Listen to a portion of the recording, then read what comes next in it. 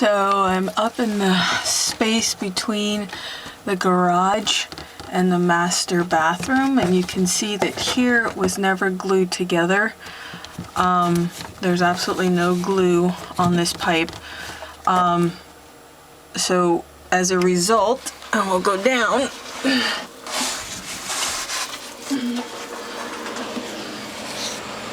The crawl had to demo the garage lid. You can see, well, maybe you can't in the camera, but pretty extensive water damage through the butt joint of that drywall.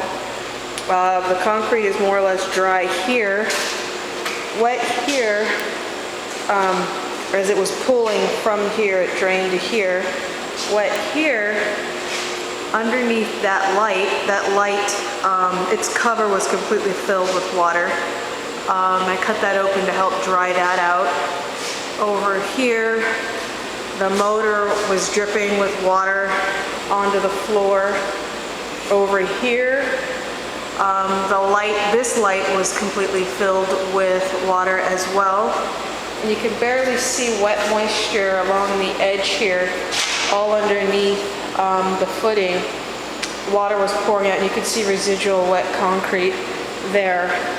And that again is, just to give context of area,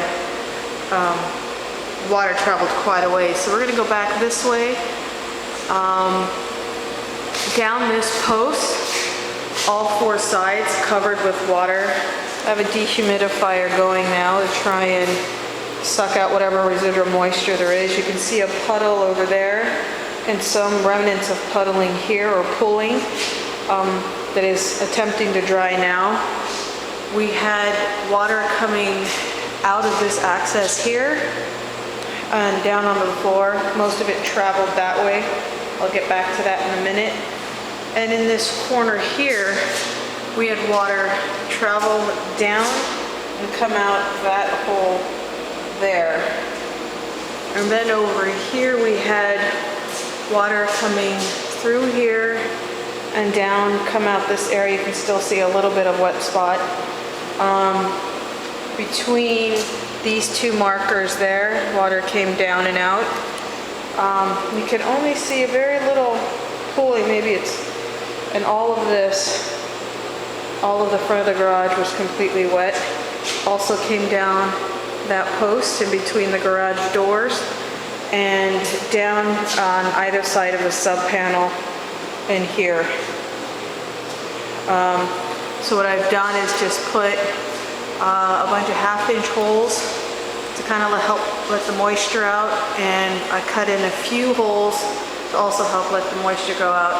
And I have a dehumidifier going for, well, by tomorrow will be 24 hours.